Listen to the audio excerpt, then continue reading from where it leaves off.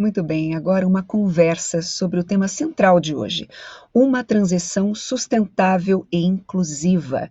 Para moderar essa discussão, o economista-chefe do Banco do Nordeste, Luiz Esteves, e para debater o tema, e com o economista-chefe do Banco Mundial para a América Latina e Caribe, Martim Rama, e também o chefe da Divisão de Política Fiscal e Supervisão do Fundo Monetário Internacional, Paulo Medas. Com a palavra, então, o moderador, senhor Luiz Esteves, seja muito bem-vindo a este quarto dia do nosso fórum.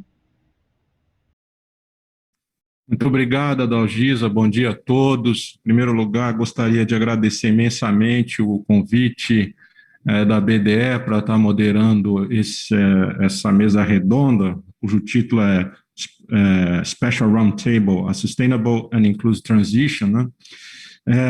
Em segundo lugar, gostaria de parabenizar a organização do evento, que tem sido de altíssimo nível. O terceiro ponto é agradecer imensamente os panelistas, Dr. Martim Rama, Dr. Paulo Medas, um prazer enorme poder estar aqui compartilhando com os senhores essa discussão. Finalmente, eu queria pedir desculpas por protocolos aqui, eu vou ter que usar máscara na apresentação, mas quem me conhece pessoalmente sabe que, do ponto de vista estético, essa é uma notícia muito boa para o painel. Então, o painel aqui, a gente vai seguir a seguinte estrutura, tá? Ele vai ser basicamente dividido em 3 partes. A gente vai ter 50 minutos aqui de discussão, e o painel ele vai ser dividido em 3 partes. Na primeira parte, a gente vai ter uma apresentação de cada um dos 2 convidados, com aproximadamente 15 minutos cada um, onde eles poderão fazer as apresentações, eles trouxeram apresentações. Num segundo momento, a gente vai fazer uma discussão, e eu vou estar monitorando aqui também eventuais questões que apareçam no chat, eu também tenho alguns pontos aqui que a gente vai endereçar, e a parte final a gente vai levar em consideração as considerações finais, né, dos panelistas, tá? Então, sem mais delongas, pessoal, eu pedi a gentileza da gente já começar com a primeira apresentação dessa primeira parte do evento, e eu sugiro que o Dr. Martim Rama comece sua apresentação. Dr. Rama, muito obrigado mais uma vez, um prazer enorme ter o senhor conosco aqui.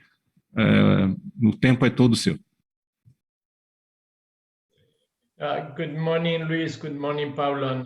Bom dia a todos. É um prazer estar aqui com vocês aqui hoje. Eu gostaria de compartilhar algumas ideias sobre a crise e suas implicações para o crescimento e uma recuperação sustentável. Nós temos reuniões com o BID 2 vezes por ano e publicamos uma atualização sobre os prospectos, sobre as perspectivas. Primeiro ponto diz respeito à severidade da crise na América Latina e no Caribe, que é maior, mais intensa do que nós pensamos. Segundo, há muita incerteza com relação à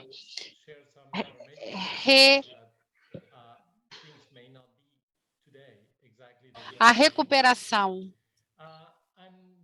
E depois gostaria de falar também, de uma forma contraintuitiva, dizer que essa crise não é apenas uma razão para sermos negativos das nossas previsões no futuro, mas talvez encará-la como uma disrupção. E isso pode nos trazer progresso econômico em áreas que estão lentas, e como a disrupção pode também nos trazer matrizes mais limpas. Eu tenho aqui alguns slides e espero que consigam ver a minha apresentação. You have sorry, I'm moving this because it's blocking my view. Sorry. So this is the report I was referring to. Esse é o relatório, temos o link ali, aqui embaixo, e a questão é que a crise parece mais séria do que pensamos, mais grave. Então, se falarmos inicialmente sobre o número de óbitos, e esperamos que seja maior esses óbitos em países mais pobres. Mas em 2020 vimos que o impacto esteve, em sua maior parte, em grandes economias e na América Latina e no Caribe. Então, temos aqui um acesso horizontal com excesso de mortalidade. Podemos ver aqui nesse gráfico, comparando com um ano normal. Então, esperaríamos, talvez, esses dois números estarem aqui nessa linha de 45 graus. E temos Bélgica, França, mas Chile, Brasil aqui perto. Vemos também algumas outras coisas. Primeiro, países da América Latina e do Caribe, aqui mostrados em roxo, demonstram números maiores que o resto do mundo. E países... não conseguimos incluir aqui alguns países que por falta de institucionalidade, sequer proveram os números. Então, podemos contar com esse excesso de mortalidade. Podemos ver também que há muita diversidade nessa região, com esse alto número de óbitos, comparado aqui com uma mortalidade bem inferior. No entanto, esses países agora estão passando por uma segunda onda. Então, vemos essa discrepância. Sabemos que a região sofreu mais em termos econômicos, com a maior queda de PIB, né, entre todas as regiões, então, em 2020. Mas aqui estamos vendo que a mortalidade também foi muito mais alta do que o esperado. O segundo ponto é que essa crise trouxe muita incerteza, é uma nova crise. Nossos modelos não contemplavam esses choques aí que foram ocasionados pelo lockdown, então, muita incerteza com relação à forma como a pandemia iria se desenrolar e a vacinação, etc. Então, houve muita heterogeneidade na capacidade dos governos de responder à crise. Governos que nós acreditávamos serem muito capazes não foram tão capazes de lidar com a crise. Então, nós temos algum ceticismo com relação aos números, mesmo com as nossas próprias previsões. Mas o meu segundo ponto é que nós utilizamos dados de satélite em tempo real, né, como proxy de atividade econômica, porque nós utilizamos aí dados que estão correlacionados à atividade econômica e levamos isso em conta. Então, aqui nós vemos que podemos medir dióxido de nitrogênio, emissões de dióxido de nitrogênio ao redor do mundo a cada poucos dias, graças a dados da TASA. E aqui nós podemos, então, comparar a atividade econômica no último trimestre de 2019, né, que foi o último trimestre chamado normal antes da crise do Covid. E vemos que no meio da primeira onda, todo mundo estava vermelho. E alguns mais significativamente. Então, aqui são números de PIB, né? Então, transformamos aí esses dados de dióxido de nitrogênio em atividade econômica. Então, nós vemos aí que pelo terceiro trimestre, China e Vietnã já estavam em azul. E a tendência continua no quarto trimestre de 2020. Então, se fizermos isso para o primeiro trimestre de 2021, o que nós vemos é que, exceto pela Europa e América Latina, Venezuela, nós temos que já estamos aí num território levemente positivo. Então, esses são números aí da contabilidade nacional. Então, há algumas questões com relação à medição, mas essas questões relativas à medição de dióxido de nitrogênio, mas nós acreditamos que alguns dos nossos instrumentos para medição de atividade econômica podem não ser os mais apropriados em momentos que há tantas questões aí, como teletrabalho, etc. Então, há muitas razões boas para sermos bem pessimistas com relação ao impacto da pandemia e também alguns motivos para otimismo. Então, nós já conhecemos a parte negativa, né? A perda de capital humano, crianças que não vão à escola, empresas e países com dívidas, pessoas saindo do mercado de trabalho, principalmente mulheres, tudo isso é negativo. Mas, pela primeira vez na América Latina, nós temos uma mudança estrutural muito forte, muito difícil de atingir através de políticas econômicas. Então, nós temos aí uma razão de comércio para PIB que não se moveu, mas agora nós temos o colapso de vários setores da economia e outros setores que estão florescendo. Então, nós temos aí TIC e finanças. Então, esse florescer, na verdade, esse florescer é maior do que a contração dos outros setores. Então, se a economia voltasse não ao 2019, patamar de 2019, mas a estrutura que nós vimos no final de 2020, e se fôssemos avaliar produtividade por setor com essa mudança de composição, nós vemos que há setores que estão ganhando simplesmente com essa mudança estrutural. Claro, no curto prazo, nós só temos o negativo, né, o impacto negativo, mas há alguma verdade, né, quando pensamos na Argentina, que é um caso extremo. A Argentina teve uma terrível crise em 2020. O PIB caiu 56 bilhões de dólares americanos em 2020. O valor das 3 principais empresas de TI aumentou significativamente. Então, isso não é um aumento de PIB e também não é tributável pelo governo, mas isso mostra o tipo de transformação e os desafios. Uma outra coisa é a avaliação é como preparar ou qual o nível de preparação da região para a digitalização, de acordo com diversos indicadores. Quer dizer, por quê? Porque nós achamos que a digitalização é uma das principais transformações advindas dessa crise, e isso pode ser um disruptor, não apenas, né, que o setor de TIC é mais produtivo, a digitalização pode estar mudando as finanças, acesso a financiamento, por exemplo, é muito baixo na América Latina e Caribe.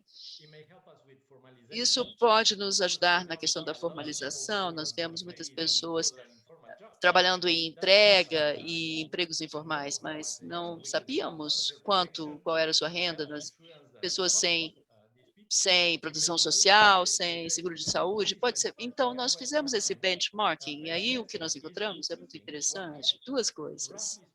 Primeiro, metade da população da América Latina e Caribe não se beneficiará da digitalização, porque não tem internet ou a internet é muito cara. Mas, entre países, nós vemos também uma grande diferença. Essa é a distribuição de unicórnios. São empresas que valem mais do que $1 bilhão e financiados com venture capital e que ainda são privadas. Então, nós vemos aí o valor das empresas, dos unicórnios, em porcentagem de PIB, e vemos aí que Singapura, que a China, que a Estônia, são líderes já. Brasil, Argentina, enfim, também. E mesma coisa quando nós olhamos para o unicórnio per capita. Então, outra disrupção que nós teremos aí nas mãos, que é no setor de energia, sustentabilidade. Então, a América Latina e Caribe, principalmente a América Latina, com a matriz energética mais limpa do mundo. Nós temos muito hidroenergia, potencial de energia solar e eólica, então nós teremos a eletricidade mais barata no mundo, mesmo incluindo aí imposto de carbono para emissões, e esse seria o custo da eletricidade se fôssemos eficientes. Então, esse é o custo da eletricidade para empresas na América Latina e no Caribe. E aqui para domicílios. Eu não vou entrar nos detalhes disso aqui, mas em parte, porque outras regiões subsidiam a eletricidade, mas muito por causa das eficiências ou ineficiências da região. Então, nós temos aí disrupções, e então, falando de geração distribuída e comércio em eletricidade, que pode nos fornecer mais energia a um custo mais baixo. Eu vou parar por aqui.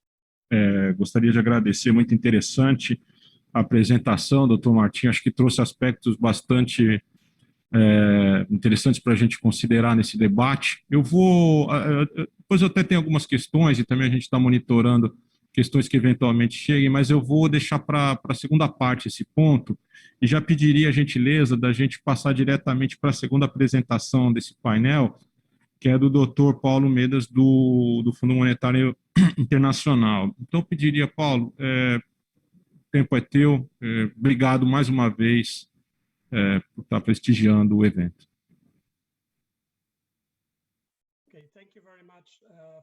Muito bem, obrigado pelo convite.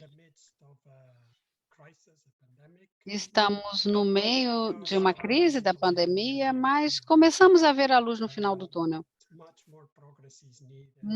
Precisamos de mais progresso e as prioridades de vacinação seriam o momento em que poderíamos ver a nossa saída da crise. Mas é momento de começar a pensar sobre a recuperação, e já que cria também uma oportunidade de pensarmos também em como aproveitar esse momento.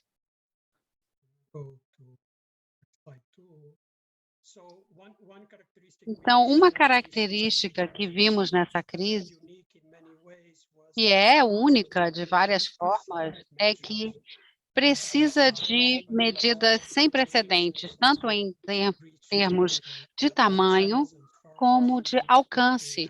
Famílias, propriedades rurais, para ajudar a melhorar a nossa situação, e temos vários anúncios no mundo inteiro, e falamos de números de 16 trilhões de dólares,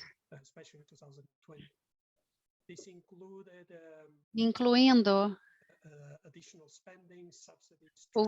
gastos adicionais, subsídios, transferências,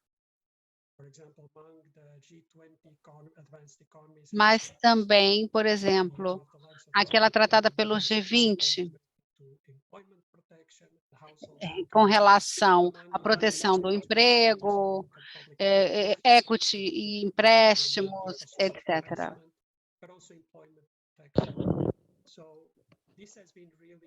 Então, sabemos que tudo isso nos leva a situação completamente única, singular em termos da ação a ser tomada.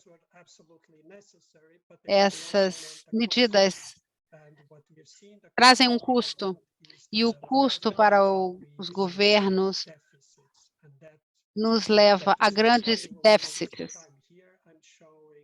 E aqui eu estou mostrando esse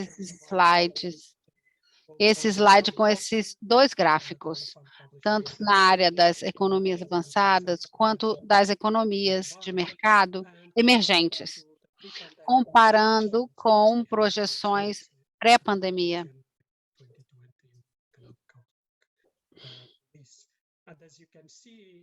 Como podemos ver, a comparação, há também um imenso crescimento das dívidas ou do endividamento.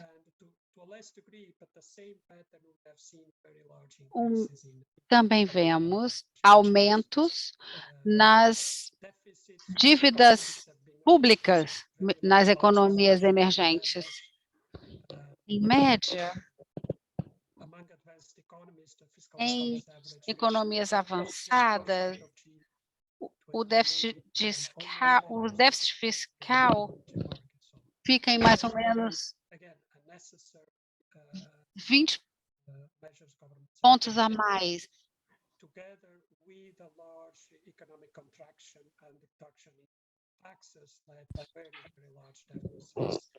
Então, isso nos leva a grandes déficits para serem cobertas por esses países. Também a crise nos deixou muitas cicatrizes.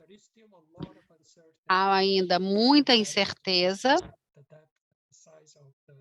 sobre o tamanho dos danos causados.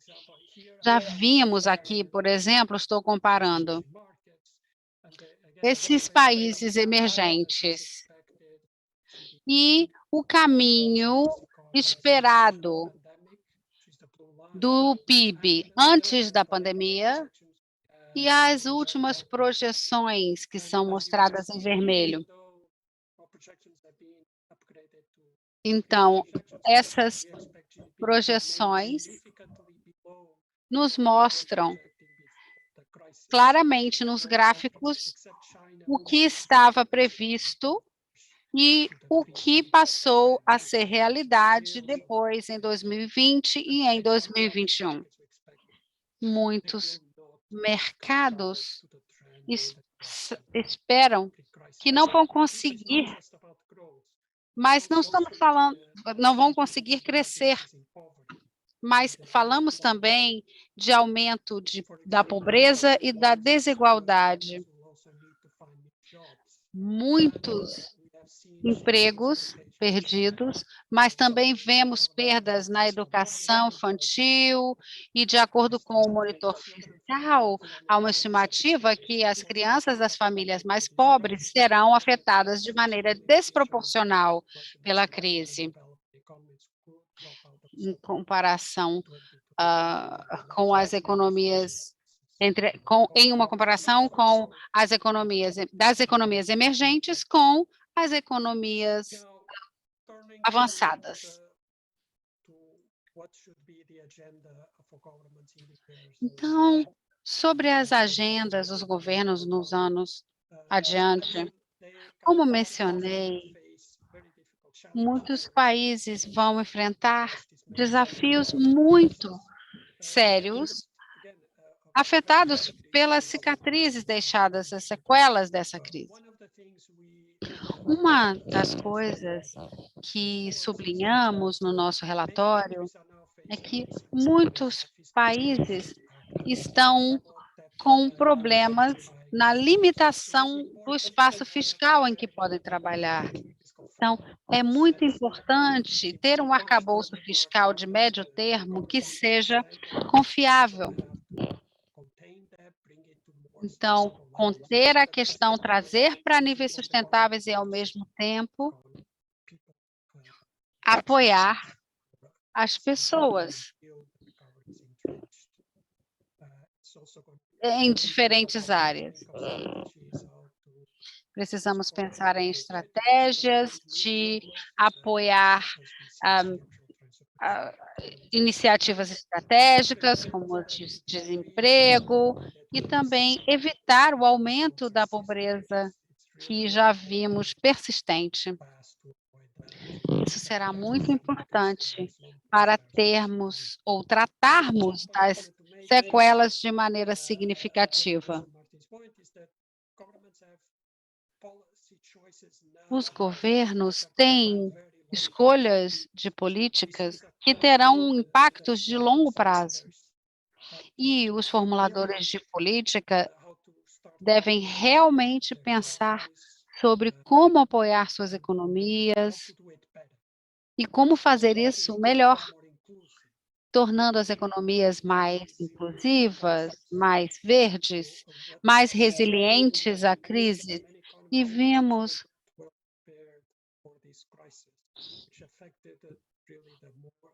que muitas das economias precisarão investir grandes esforços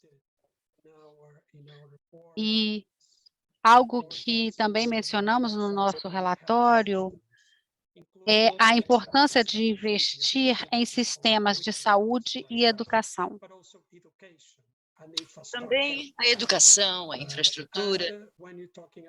E quando falamos de infraestrutura, é preciso pensar em como conectar isso a uma transição mais acelerada ao ambiente digital.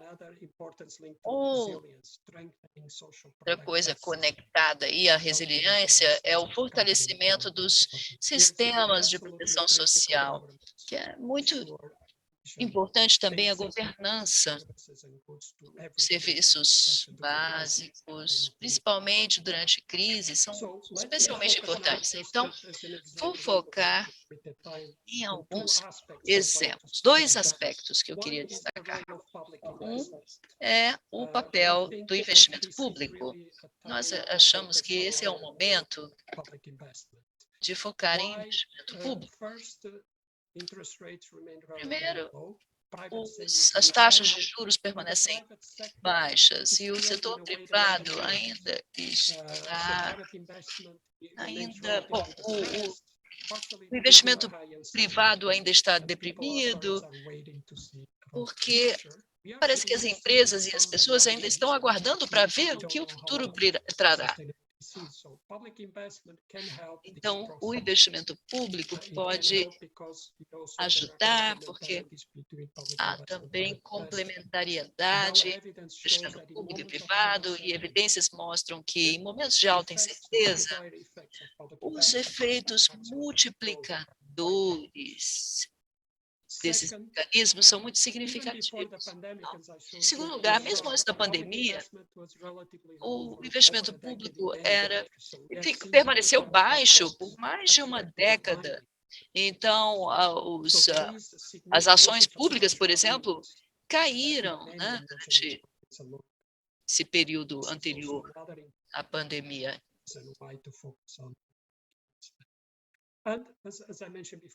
Como eu mencionei antes, outra área é a mudança climática.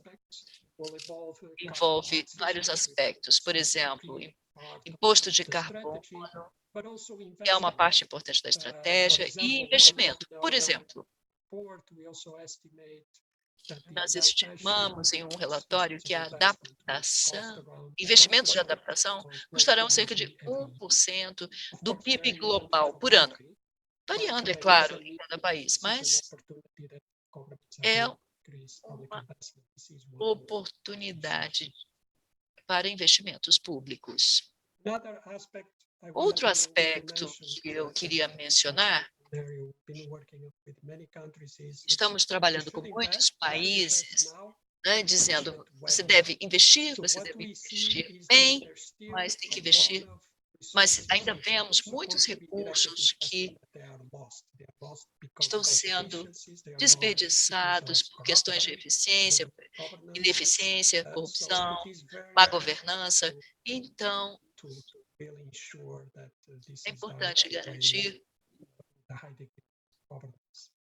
que isso seja feito de forma adequada. Então, nós também temos uma área importante que é a construção da capacidade de investir bem.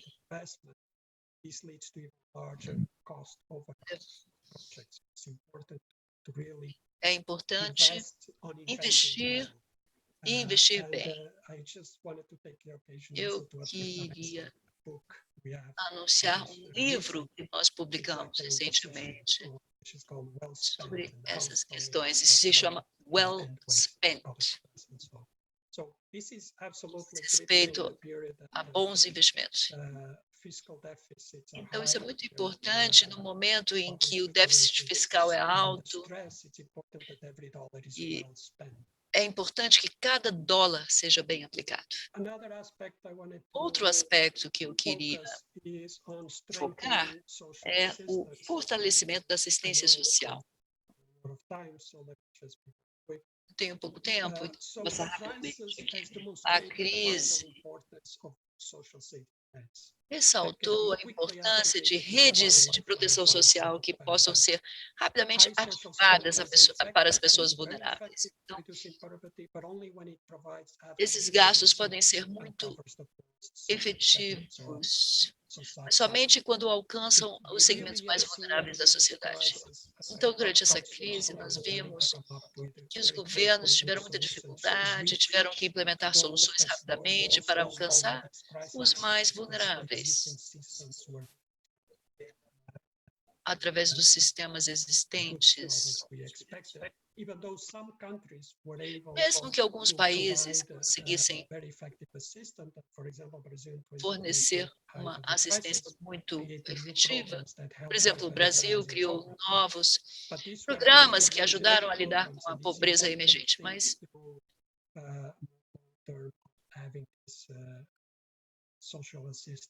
é importante ter essas redes de proteção social que sejam permanentes, podem ser muito custo-efetivas,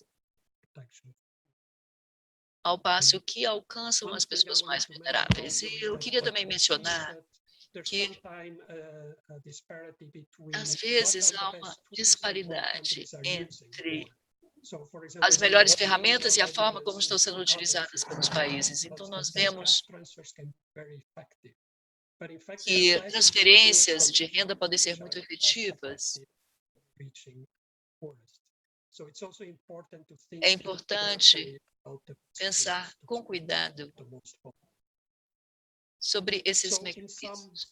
Então, para concluir, os governos vêm fazendo enormes esforços para proteger suas economias, mas mais trabalho é necessário, tanto na esteira da pandemia, né, com relação à vacinação, e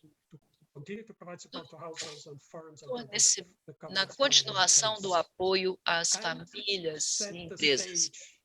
Também preparando uma recuperação que seja mais verde e mais durável. Alguns dos elementos que eu mencionei, uma estratégia fiscal de médio prazo, que promova um crescimento econômico inclusivo.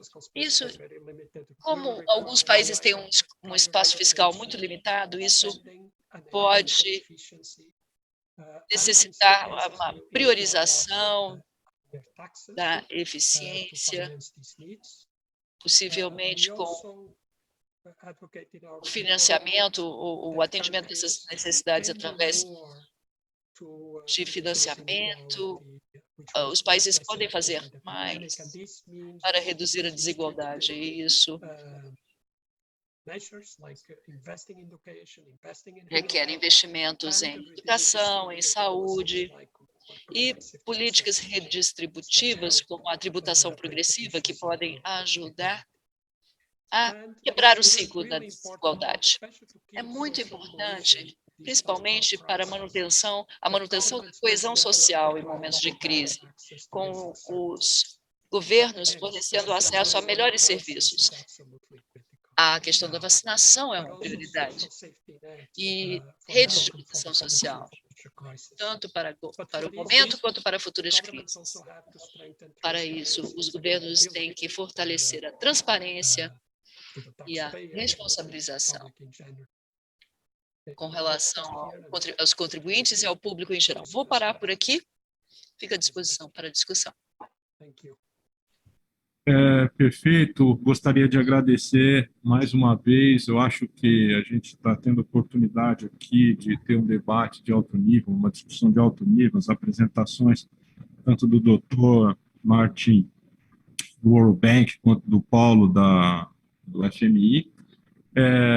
Eu tenho algumas considerações que eu acho que foram pontos interessantes que foram trazidos pelos dois panelistas. Eu acho que eu vou começar com dois pontos que o Paulo traz, que eu acho que são realmente que a gente deve levar em consideração. A primeira foi as circunstâncias com que a gente recebeu esse choque, né, do Covid-19, né? a gente já vinha de uma situação, né, pós a crise ali da grande recessão ali, 2008, e onde vários países ainda buscavam uma consolidação fiscal, dado um elevado aumento do endividamento fiscal, ou seja, já não tinha muito espaço fiscal antes mesmo de aparecer o Covid, e vários países ali ainda tentavam fazer um esforço de consolidação fiscal e foram todos surpreendidos ali com esse choque negativo de longa duração e bastante forte, né? E isso, de alguma maneira, teve um impacto ainda pior nas contas públicas, o que vai exigir, de fato, com que todos os países do mundo, independentemente do grau de desenvolvimento, busque com os recursos que têm aumentar a eficiência. E aí eu acho que entra ali num segundo ponto, que é a capacidade de alguns países, mesmo recebendo ajuda de organismos internacionais, a capacidade deles absorverem esses recursos e alocar de uma forma eficiente. E aí a gente fala de recursos e eficiência, que é o ponto que o Paulo menciona, para se aumentar o máximo possível de eficiência com o que a gente tem. Eu tenho a impressão de que se a gente for buscar medidas de capacidade de absorção, a gente provavelmente vai encontrar que os países em desenvolvimento são menos eficientes, né? Eles talvez tenham maior desperdício desses recursos, e aí acaba sendo um desafio muito grande para essa recuperação pós-Covid, né?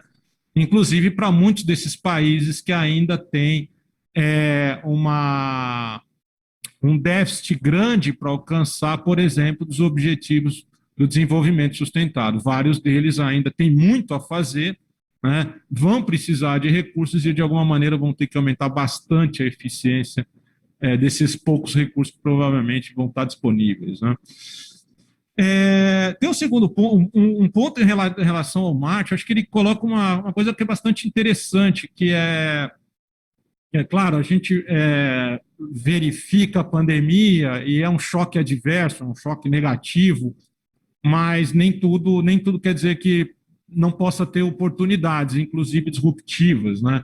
Acho muito interessante que ele traz essa discussão como a gente pode mudar a matriz, né, energética do mundo, buscando mais eficiência e maior sustentabilidade. Eu acho que esse ponto está interessante e não vai ser a primeira vez na história econômica que vai acontecer isso, né? Se a gente for olhar a história econômica, você teve ali a peste negra na Europa, ela causou uma quebradeira de bancos e empresas, uma grande parte dos bancos e das empresas quebraram naquela ocasião, mas quem sobrou teve que aumentar a escala, e aumentou a escala. Então, ali você teve vários desenvolvimentos de contabilidade, estatística, matemática e várias outras ciências que foram decorrentes de um choque adverso, né? Então, eu acho que um pouco desse aprendizado e esses pontos são interessantes que vão mais ou menos guiar os desafios que a gente tem pela frente. Ser mais eficiente, saber que tem choques negativos, mas a gente pode transformar parte dessa história em boas oportunidades para ter um ganho com inovações disruptivas que provavelmente aparecerão. Nós temos questões, eu vou pedir a gentileza para a Dalgisa. A Dalgisa parece que tem algumas questões que veio da audiência, né, do chat ali. Se você puder repassar para a gente, por gentileza. Claro, claro. Vamos lá. Sim, chegou uma pergunta aqui que diz o seguinte, inclusive, eu acho que vai ao encontro de tudo isso que você acabou de expor agora, né?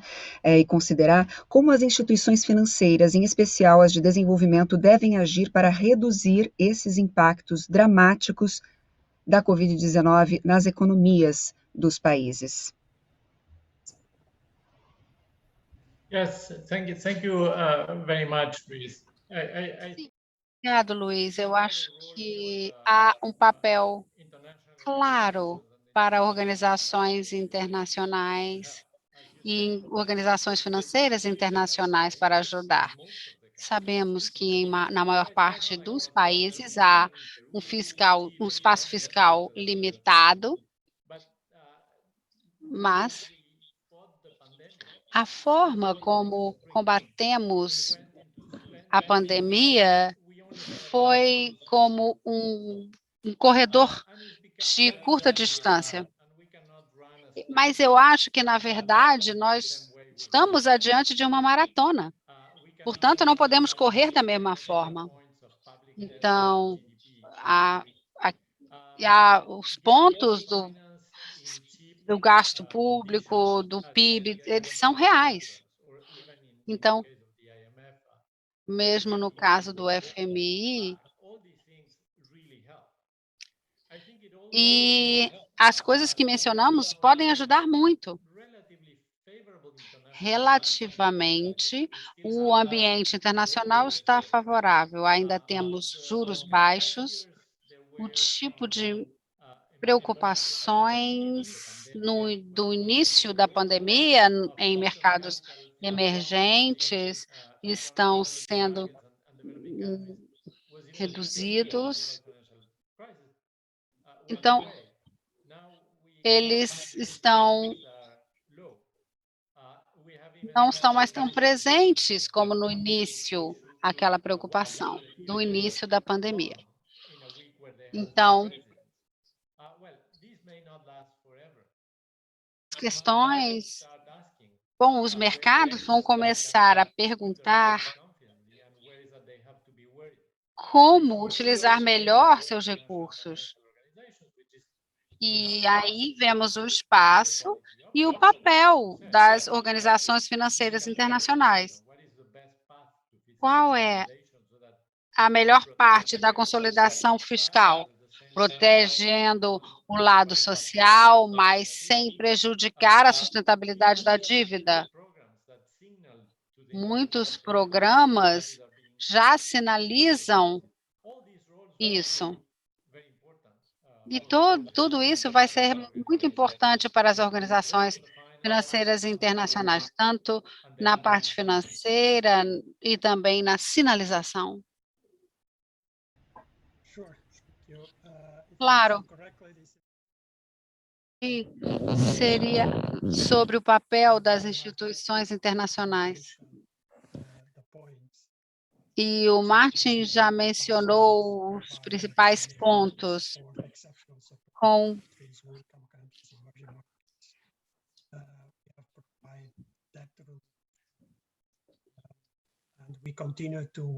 nós continuamos com os doadores internacionais principais e precisaríamos, então, de mais iniciativas nos países de baixa renda para ajudar com questões financeiras, fiscais mais urgentes, também linhas de crédito para vários mercados emergentes na América Latina,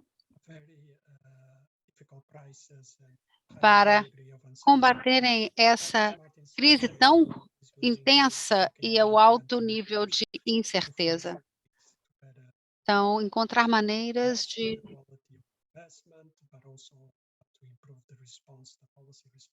melhorar as respostas de políticas à crise e tornar as finanças públicas o mais eficiente possível.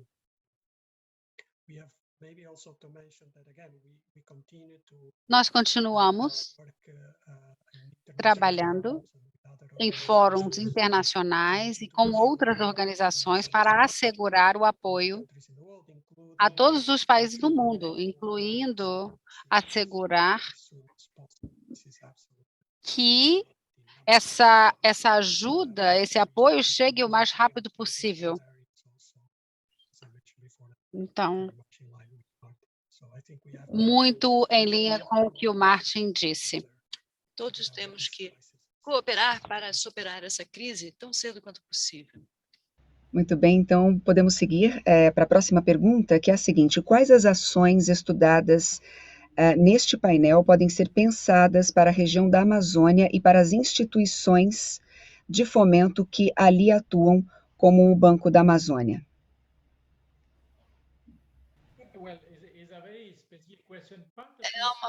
É muito específico. Por exemplo, em uma edição anterior do nosso relatório semianual, nós tentamos explorar como algo que nós vemos como muito importante, né, que são os Deep Trade Agreements, das ferramentas no kit de desenvolvimento. Então, quais as implicações em várias frentes? Crescimento, é claro, desigualdade, inclusão e sustentabilidade. Eu falo dos Deep Trade Agreements porque uma das questões que limitou, que desacelerou o crescimento em nossa região é a concorrência limitada. Então, nós temos barreiras e quanto nós... Bom, esses obstáculos à concorrência estão sempre reemergindo. Então, Deep Trade Agreements, como Estados Unidos, México e Canadá, ou União Europeia e Mercosul, que aguarda a ratificação, eles vão além do comércio, eles vão por trás das fronteiras e abordam questões como subsídios, empresas estatais, licitações públicas, normas trabalhistas, bem como normas ambientais. São ferramentas que têm a vantagem de poder lidar com o crescimento e também vários problemas, tudo num pacote só. Então, nós simulamos há poucos meses as consequências de um acordo entre a União Europeia e Mercosul, incluindo, no caso do Brasil, Uruguai e Argentina, como a mudança na composição da produção poderia impactar o desmatamento. E em cada área que estudamos, ambiental e social também, há a necessidade de políticas complementares. Então, sem entrar especificamente na questão da Amazônia, entre as grandes decisões, como o Paulo disse, nos próximos meses e anos, formuladores de políticas terão que tomar decisões muito importantes para o futuro. É realmente um ponto de virada, né? Estamos aí numa encruzilhada. E a ideia de que precisamos de crescimento e concorrência, mas garantindo que seja sustentável. Na minha apresentação, eu destaquei as oportunidades que temos como resultado da nossa matriz energética limpa, mas estamos desperdiçando isso, porque não temos comércio de eletricidade. O Brasil tem uma crescente demanda por eletricidade, poderia conseguir eletricidade barata de outras partes da região, energia limpa. A eletricidade limpa, acho que não há uma única solução para a sustentabilidade. É claro que os países precisam crescer e que a inclusão precisa ser priorizada. Nós temos que lembrar aí de 2019, a região tinha 12 episódios de conflitos sociais, né, que mostra que as populações estão insatisfeitas com relação a questões de transparência, etc. Então, nós temos que combinar crescimento e sustentabilidade. Isso será importante para o Brasil e a Amazônia, né, muito importante. Muito obrigada. A questão da sustentabilidade, né, com relação à Amazônia é muito importante. Obrigada. Pessoal, eu gostaria de agradecer imensamente a oportunidade. A gente poderia ficar aqui mais um bom tempo conversando a respeito desses temas, que são grandes desafios. A gente sabe do esforço que as instituições como o Banco Mundial, Fundo Monetário Internacional, sistematicamente estão se renovando, né, e tentando trazer uma política cada vez mais efetiva. Então, gostaria de agradecer muito a participação de todos. Então, Martin, eu vou te pedir, por gentileza, usar os minutos finais para as suas considerações, depois a gente passa para o Paulo também. Obrigado. Eu só queria trazer o seguinte ponto. No meio de uma crise tão severa quanto esta, com tantas vidas perdidas, com uma queda brutal de PIB, fica fácil ser pessimista e negativo. Mas, se olharmos para a história, grandes crises, a economia global se recuperou de grandes crises, mas de maneira desigual. Vamos pensar aí da gripe espanhola há um século. Em termos de vidas perdidas, foi até pior do que Covid. 20 milhões de pessoas morreram em proporção, uma enorme proporção da população mundial da época. Isso depois de uma guerra mundial que matou tantas pessoas, devastou economias. O que veio depois, né, dessa pandemia foi o Roaring Twenties, né? Foi a década de 20 com um crescimento fabuloso, caótico, mas fabuloso. Mesma coisa pós-Segunda Guerra. Tanta destruição, vidas humanas perdidas, deslocamentos, né? Poderia-se pensar que a economia iria se deteriorar, mas, na verdade, a grande diferença entre esses dois episódios, após a gripe espanhola, nós tivemos um descontrole, principalmente no setor financeiro, com uma grande queda depois. Já a prosperidade pós-Segunda Guerra, com instituições fortes e sistemas abertos, foi uma prosperidade duradoura. Como Paulo disse, nós estamos no meio de uma crise, mas as decisões tomadas agora, em termos de crescimento, inclusão e sustentabilidade, irão determinar os rumos, né? O crescimento desordenado da década de 20 ou os gloriosos Segunda Guerra, ou esse crescimento mediano, né, que vem caracterizando a América Latina e Caribe por tanto tempo. Obrigada. Obrigado. Paulo, peço a gentileza, considerações finais. Muito obrigado. Eu acho que é realmente um momento muito importante da história. E queria acrescentar um ponto que a crise também demonstra a importância dos governos, né? E como os governos respondem à crise. Os governos são importantíssimos na abordagem aí da desigualdade, da pobreza e também a nova crise. Novos países melhor preparados, né, lidam melhor com a crise. Uma crise que irá nos afetar em breve, que irá nos afetar fortemente, é a crise climática. E os governos desempenham um papel chave e vem adotando medidas muito rapidamente nessa pandemia, o que mostra que quando os governos se movem, pessoas e empresas são protegidas. Então, nós precisamos construir em cima disso. Os governos precisam se tornar mais efetivos, eficientes, mais transparentes. Os governos que fornecem serviços básicos para a população e com redes de proteção eficientes, governos que podem orientar, guiar a sociedade e tornar a economia mais resiliente a choques futuros. A crise mostrou a importância de governos, e os governos agora precisam responder e se tornar melhores, com maior accountability e transparência. Então, esse é o desafio para os governos, e a população está pedindo, clamando por isso.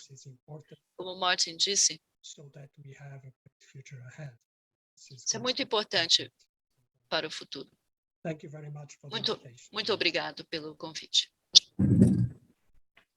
Muito obrigado a todos. Eu acho que a gente teve um painel de excelente qualidade, altíssimo nível, instituições que trabalham duro para a gente conseguir alcançar o desenvolvimento.